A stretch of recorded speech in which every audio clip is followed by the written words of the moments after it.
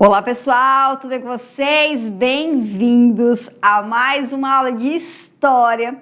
Espero muito que você esteja bem, que você esteja despreocupado, que você esteja relaxado, porque a aula de hoje é bem interessante. Hoje, finalmente, nós vamos falar sobre a União Ibérica, ou seja, a união entre Espanha e Portugal, galera. Essa união ela vai durar 60 anos e vai acabar depois que Portugal decide se separar da Espanha. Finalizou, acabou o casamento, galera. E essa união, ela vai ser ocasionada por uma crise sucessória, porque simplesmente o rei de Portugal, o Dom Sebastião, ele vai morrer aos 24 anos. Dizem as más línguas que ele era virgem, certo? E ele nunca se casou. Então ele decide participar de uma guerra lá em Marrocos e nessa guerra o Sebastião ele vai desaparecer. Detalhe, ele não se casou, ele não tem filhos, ou seja, ele não tem herdeiros. E naquela época mulheres não podiam herdar o trono. Então a pergunta é: quem vai governar Portugal, galera? E aí vai ter um tio dele, que era o Dom Henrique, só que ele era um cardeal, ele era um religioso, galera. E religioso, a gente sabe que é celibatário, pelo menos é para ser, né? Pois bem, ele não podia casar, então ele já era bem velhinho, sabe? Ele morre. E quando ele morre, ele também não deixa filhos sucessores. E a pergunta é: quem vai governar Portugal? E aí vai surgir um sobrinho distante, certo? Chamado Felipe II da Espanha. O Felipe II, ele vai reivindicar a coroa portuguesa e vai dizer o seguinte: eu tenho direito a essa coroa, então eu vou pegar Portugal e vou anexar a Espanha. E é assim, galera, que surge o que nós chamamos de União Ibérica, a união entre Portugal e Espanha. Essa União Ibérica, ela vai influenciar em muito o Brasil. Por quê? Porque você lembra lá que vai ter um tal de Tratado de Tordesilhas, certo? Que divide o mundo em duas partes. Quem está a oeste, a 370 léguas da ilha de Cabo Verde, pertence a quem? A Espanha. E quem está a leste pertence a Portugal. Só que como agora nós estamos numa União Ibérica, então isso não importa mais. E é durante essa União Ibérica que vai acontecer o quê? Que os portugueses, eles vão adentrar o interior do Brasil. Porque só até então o Brasil era só aquele litoral, só aquele mapinha, lembra do mapa? Espero que sim. Era só o litoral. Então, quando essa união acontece, os portugueses ficam de boa e eles começam a entrar, a ir para o interior, para o sertão, galera. E aí vem o sertanejo, mas não é Zezé de Camargo e Luciano, certo? Pois bem, eles vão para o interior do Brasil. E assim vai ser formado o quê? O Brasil, galera. E aí Portugal toma conta e aí o Brasil se torna esse gigante país que nós conhecemos hoje. E aí, gostou do resumo? Espero que sim. Vamos começar agora. Bom, nós vamos falar hoje da união entre Portugal e Espanha. A crise dinástica portuguesa e o caminho para a união das coroas. A União Ibérica, que dura aí de 1580 a 1640. Invasões estrangeiras no Brasil durante a União Ibérica. E a restauração da coroa. Mas antes de começar a aula, a pergunta é: você sabe o que é uma península? Não sabe? Pois bem, vai saber agora. Vamos lá.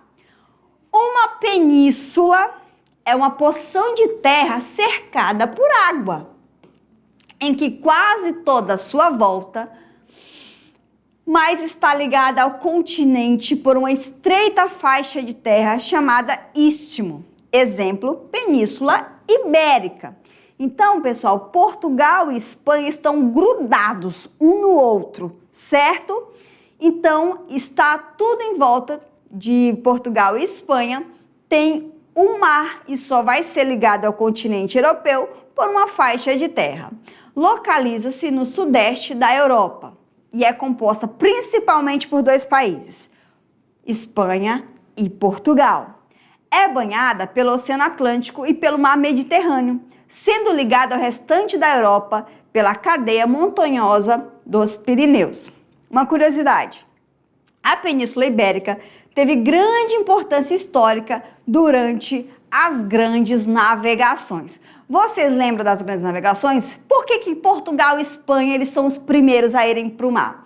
Lembra que eu falei da localização geográfica? Que Portugal assim está na cara do gol? É só ele colocar o barquinho dele no mar e ele pode ir? Pois então, porque eles estão localizados nessa península. Então, essa península ela tem saída diretamente para o mar. Então, a localização de Portugal e Espanha vão ajudar e muito nas grandes navegações. Certo, pessoal? Vamos continuar.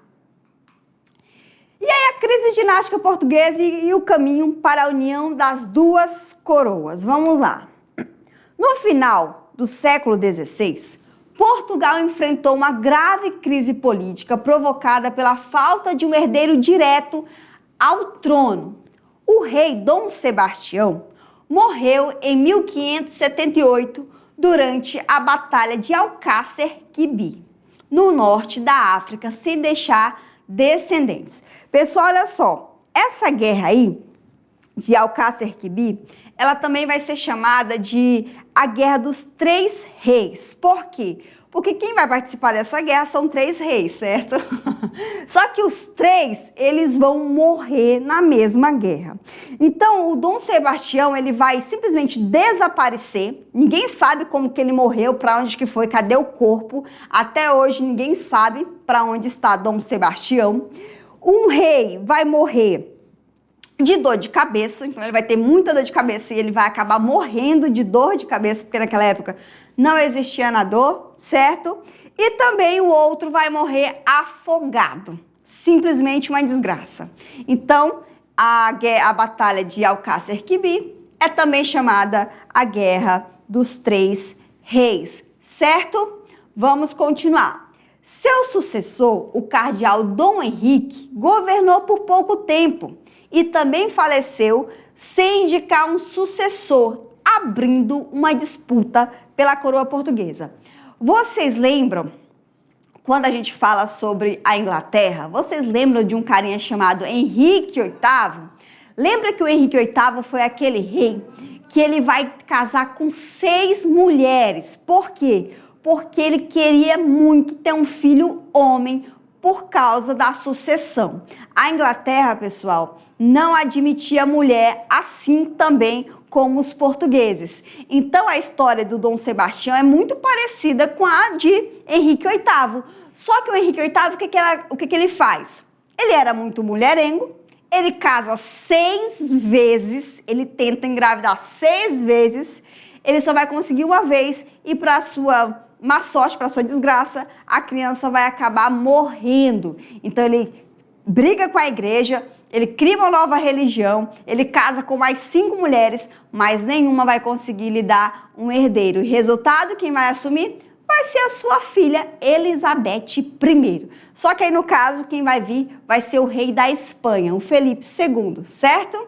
Vamos continuar.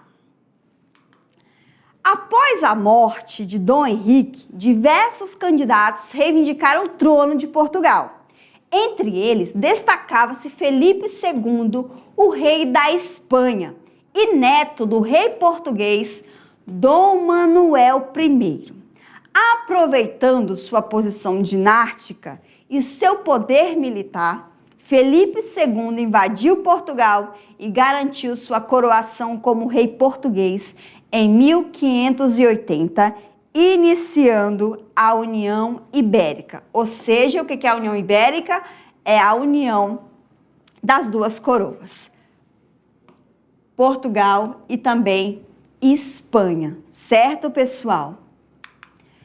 Após a morte de Dom Henrique, diversos candidatos reivindicaram o trono.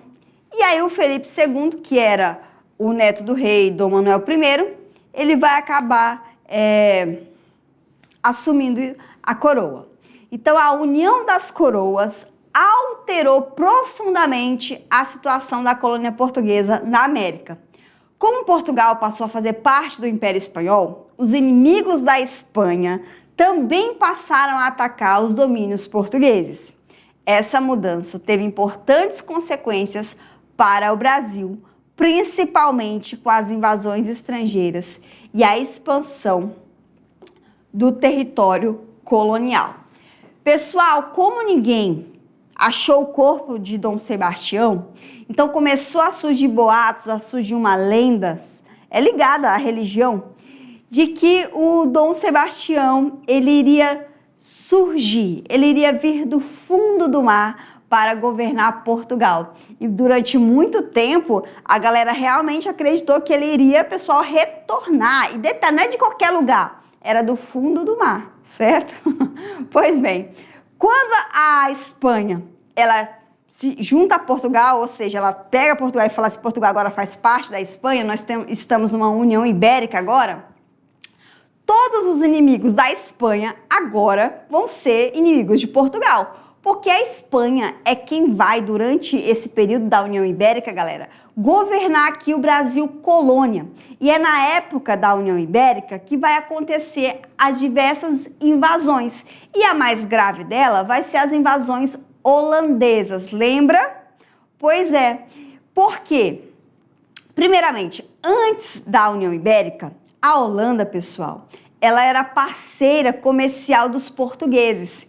Então, a Holanda também, ela vai lucrar com o comércio do açúcar, da cana-de-açúcar aqui no Brasil. E aí, quando a Espanha, ela cria, faz essa União Ibérica, os holandeses são inimigos dos espanhóis, até porque a Holanda era dominada pelos espanhóis. Ganha a sua independência e os dois viram inimigos mortais. E aí, quando a Espanha ela vem governar o Brasil, fala que os holandeses, eles não podem mais ter nenhum tipo de relação comercial com os portugueses, com o Brasil colônia. Só que tem um porém. Os holandeses, galera, emprestavam muito dinheiro para os colonos investirem na cana-de-açúcar, para comprar maquinário, escravizado, certo? E era a Holanda quem refinava esse açúcar e fazia esse transporte. Então, assim, como assim tu vai me expulsar sendo que eu investi muita grana aqui? Então, não tem como. E aí que os holandeses, eles vão virar inimigos número 1 da Espanha e daqui a pouquinho eles também vão virar inimigos de Portugal. Por quê? Porque quando eles forem expulsos do Brasil, eles vão querer o quê? Eles vão querer todo o dinheiro que eles investiram. E quem não vai pagar? Vai ser aqueles colonos endividados, porque a Espanha aumentou os impostos. Então, o que acontece? Eu não quero pagar, eu vou te dar um calote. E a única maneira de eu não pagar é te expulsando daqui. E é aí que esses colonos portugueses vão começar a se juntar e fazer aí um grande evento para expulsar esses espanhóis, certo? Vamos continuar. Expulsar os holandeses, tá, galera? Vamos lá, União Ibérica.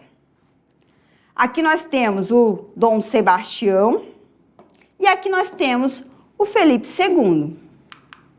Bom, a União Ibérica foi o período em que Portugal e Espanha permaneceram sobre o mesmo governo do mesmo rei, entre 580 e 640.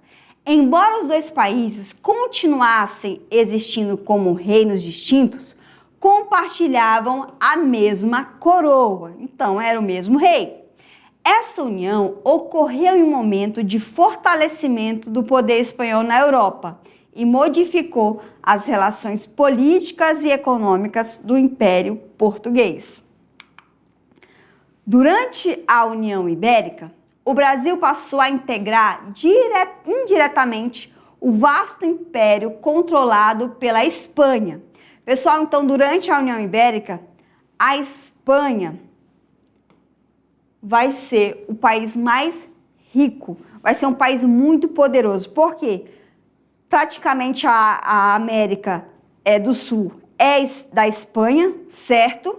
E agora nós também temos o Brasil. Se bem que Portugal ainda era independente, porém, ele estava sob o mesmo governo do rei. Então, Portugal vai sofrer muito a influência da coroa espanhola. E nessa União Ibérica, a coroa espanhola vai lucrar bastante, vai enriquecer demais. Isso facilitou a circulação de portugueses pelo interior da América do Sul, já que as fronteiras estabelecidas pelo Tratado de Tordesilhas perderam a importância na prática. Então, o que eu acabei de falar para vocês, aquele tratado que divide o mundo em Espanha e Portugal, já praticamente não vai existir. Por quê? Porque agora nós estamos numa união. Então, é se aproveitando desse período que os portugueses, certo? Eles vão adentrar para o território que antes era da Espanha, certo? E assim a gente forma aí o que nós chamamos de Brasil. Como consequência, iniciou-se uma ocupação mais intensa de regiões antes consideradas espanholas. E aqui nós temos a União Ibérica, certo? Os dois países que estão na Península Ibérica. Bom, aqui nós temos Portugal e nós temos Espanha.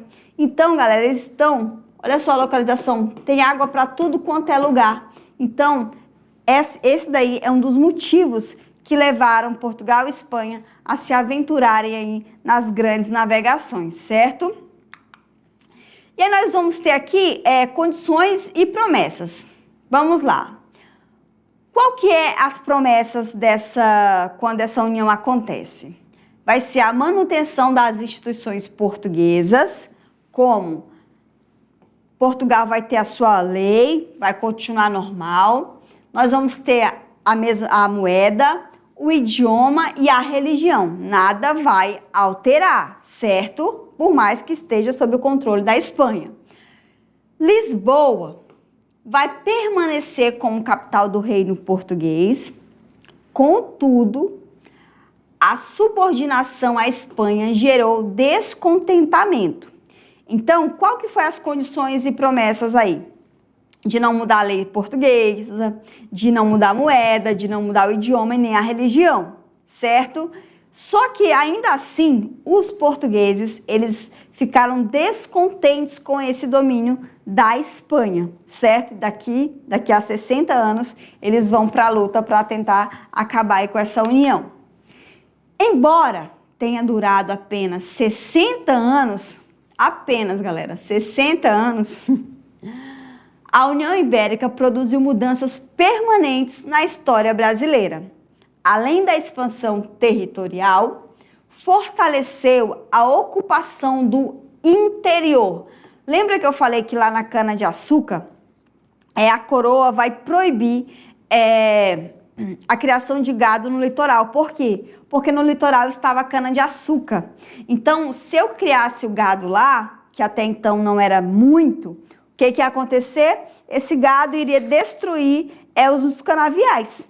Então, é nesse contexto que os criadores de gado, né, eles vão para o interior, vão ocupar esse interior que antes pertencia à Espanha. Modificou as relações internacionais da colônia e preparou o cenário para conflitos militares envolvendo potências europeias interessadas nas riquezas americanas. Vocês também lembram que eu falei que o Brasil ele vai ser descoberto em 1500, certo? Só que depois de 30 anos é que Portugal ele vai ocupar essas terras. Por quê?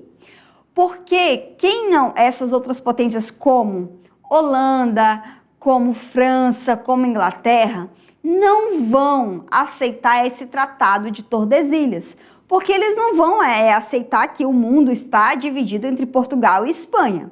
Então, eles também vão começar essa expansão marítima e eles também vão chegar nessas terras. Então, ou você ocupa ou você vai perder essas terras, certo? E é aí que nós começamos o início da plantação da cana-de-açúcar a partir de 1530. Então, Portugal já tinha uma experiência com essa cana-de-açúcar lá nas ilhas do Atlântico, certo? e aí vai trazer essa cana-de-açúcar para ser plantado, principalmente ali em Pernambuco e também na Bahia. Por quê? Porque o solo era fértil e propício para a plantação de cana. E aí quem vai chegar nesse território vai ser, mais uma vez, como eu falei, vai ser os holandeses, certo? E aí eles vão, em 1624, atacar primeiramente a capital da colônia, que era a Bahia, certo? Então, eles vão mais ou menos invadir lá Salvador. 1.500 holandeses vão invadir a cidade, só que aí os espanhóis vão chegar com 12.000 homens e vão acabar expulsando os holandeses lá da Bahia. Só que depois, pessoal, em 1630, eles vão chegar até Recife, até Pernambuco. E aí, mais ou menos, 7.000 homens vão invadir Pernambuco e vão ficar lá por 24 anos. Só vão sair mesmo em 1654, depois de várias revoltas, para expulsar esses holandeses. E aí, quando esses holandeses eles são expulsos, eles vão para onde mesmo? Eles vão para as Antilhas, lá para as ilhas do Caribe, plantar essa cana-de-açúcar.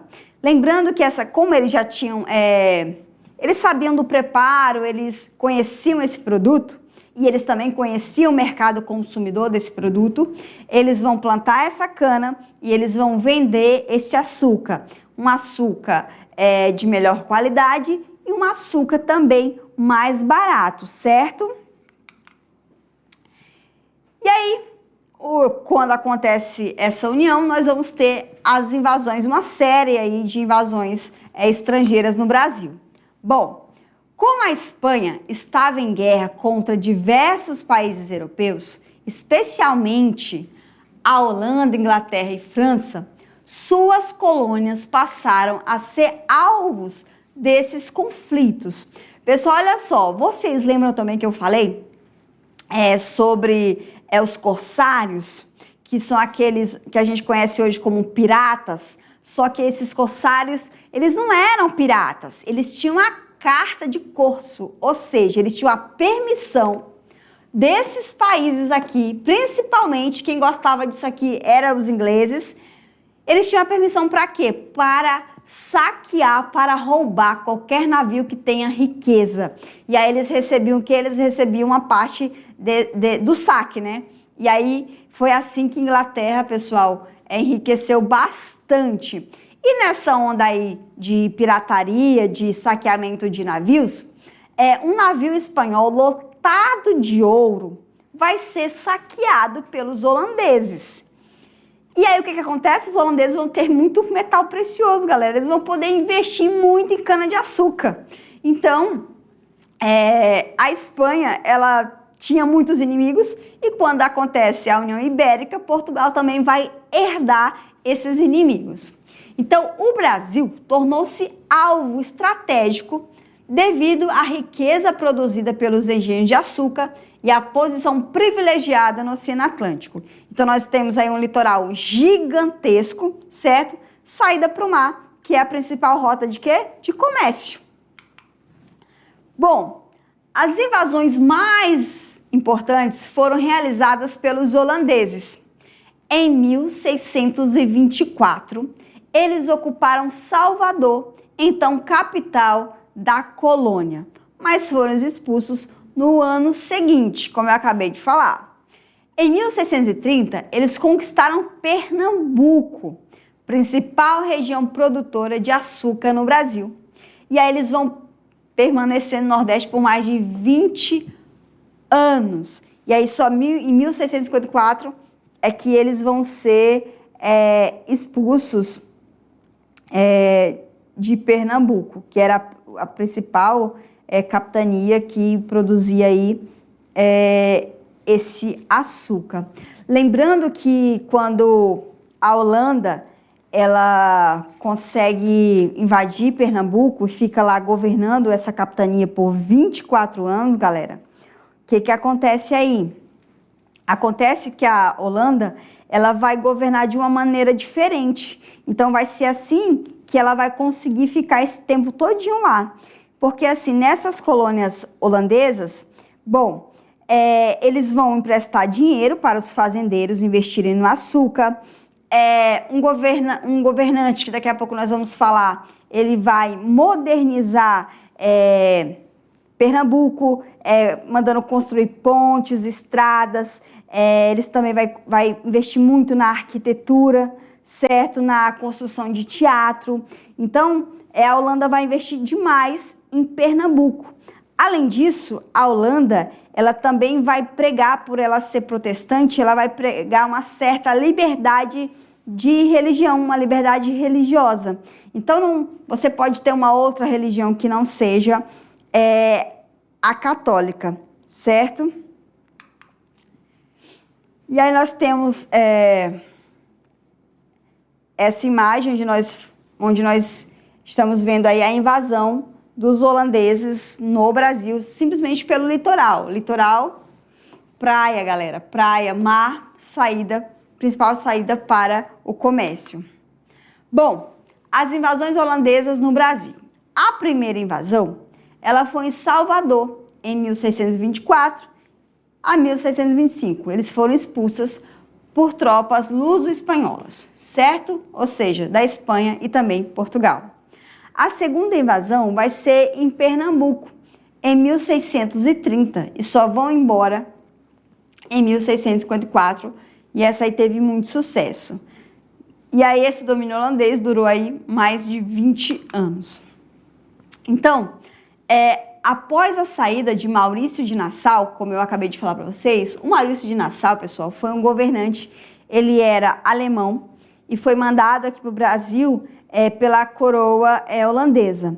Então, o Maurício de Nassau, ele vai ter um papel muito importante nesse domínio holandês lá em Pernambuco. Por quê? Como eu falei, além da liberdade religiosa, o Maurício de Nassau, ele também vai emprestar o dinheiro para esses fazendeiros investir.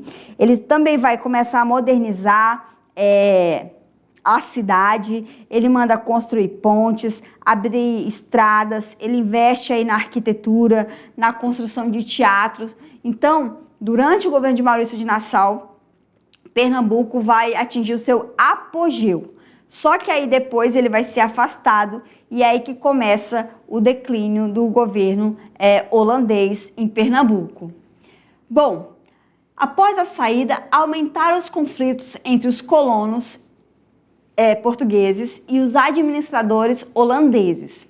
As batalhas dos Guararapes, em 1648 e 1649, fortaleceram a resistência luso-brasileira, culminando na expulsão definitiva dos holandeses em 1654. Então, essa batalha dos Guararapes, pessoal, vai ser travada, certo? E aí é nessa batalha que vamos ter a expulsão definitiva dos holandeses do Brasil. Detalhe, por que os colonos portugueses vão se voltar contra os holandeses, já que eles estavam fazendo aí uma administração até então muito boa no governo de Maurício de Nassau? Porque após a saída do Maurício, os holandeses eles vão começar a aumentar impostos em Pernambuco e vai começar a cobrar esses colonos que estão devendo à coroa holandesa.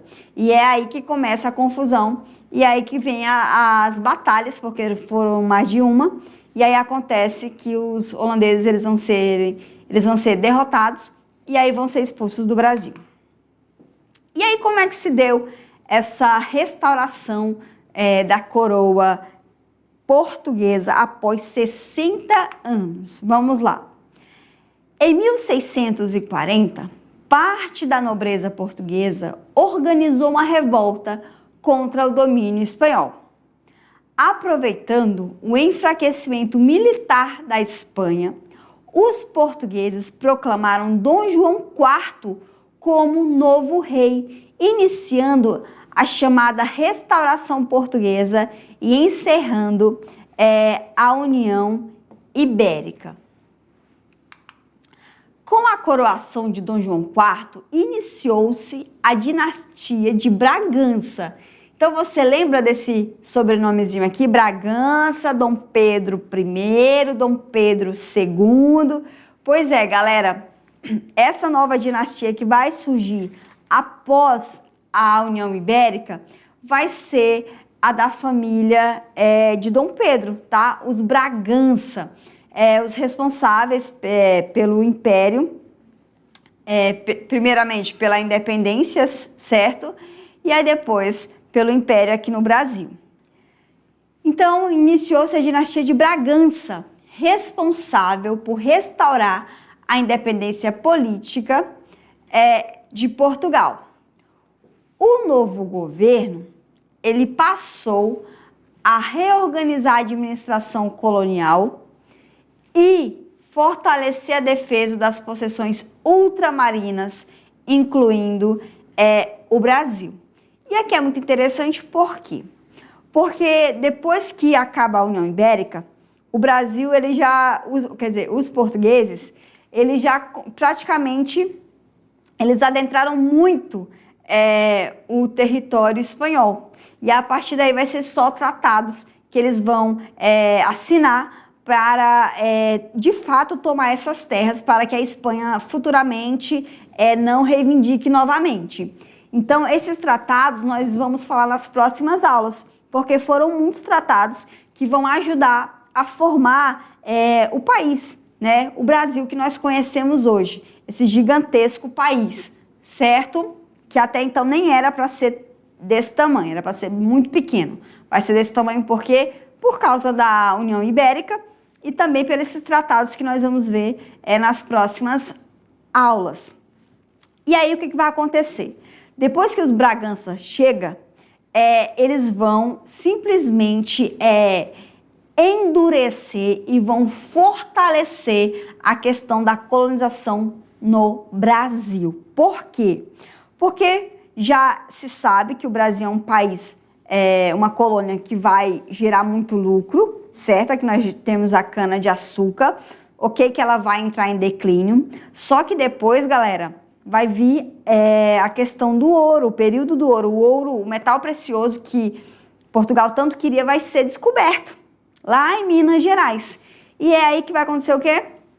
Eles vão ter que tomar isso aqui e proteger. E aí, lá na Europa, nós vamos ter Napoleão, que vai vir o período napoleônico, e a família real dos Bragança, eles vão fugir para o Brasil, porque senão Napoleão vai acabar matando. Isso daí vai fortalecer ainda mais o domínio português sobre a colônia brasileira, certo? E aí nós temos essa guerra, foi muito sangrenta, mas no final Portugal se tornou independente e também a Holanda foi expulsa. Então, após a restauração, Portugal voltou a controlar diretamente sua principal colônia americana, o Brasil. O governo investiu na recuperação da economia açucareira, reforçou a ocupação do território e incentivou novas expedições para explorar o interior, consolidando a expansão territorial iniciada durante a União Ibérica. Então, a União Ibérica, ela foi um período decisivo para a formação do Brasil.